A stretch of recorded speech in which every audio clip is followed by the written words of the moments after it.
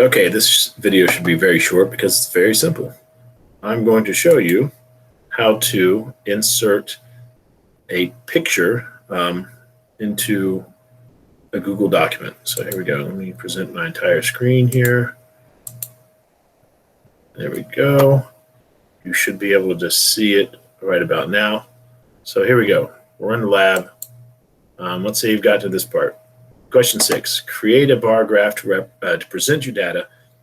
And you have two options to do this. You can either do it online, where is it, right? You can use Google Docs to do it, and I've included a video to show you how to do that. So if you want to do it that way, quit watching this video and watch that video.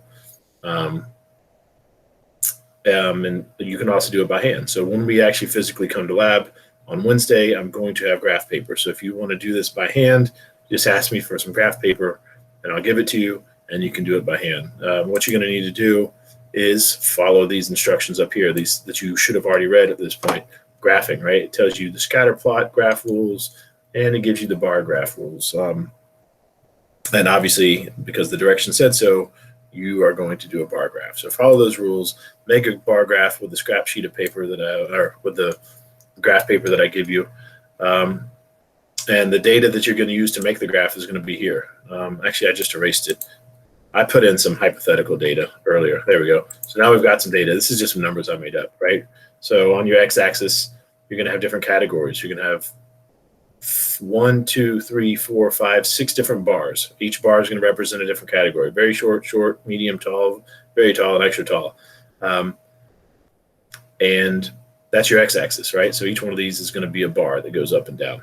And then on the y-axis, you're going to have the average finger span. So, 5 centimeters, 5.5 centimeters for that height, 5.8 centimeters for that height, so on and so forth.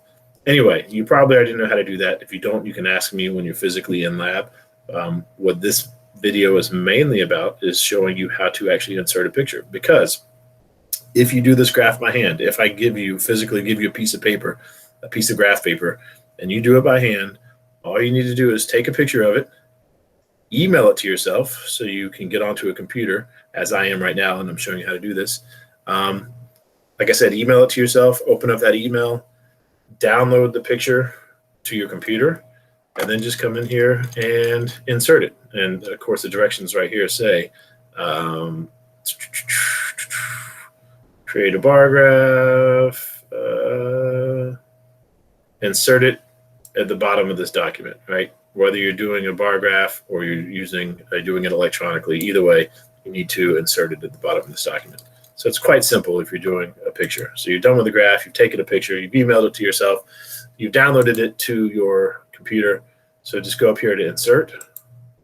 You're going to want an image.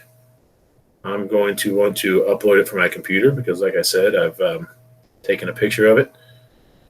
And of course, if you're doing this with your phone as opposed to in the computer, there might be a better way to do this. I don't know. But I'm just showing you one way to do it. So here we go. Upload from the computer. I'm not actually going to upload the graph. I'm just going to pick some random picture and upload that. So there we go. There we go. So there, I've uploaded a picture. And of course, for you, the picture is going to be literally the picture you took of your bar graph. And that's it. That's how you do it. As always, if anybody has any questions, just let me know and I'll help you out.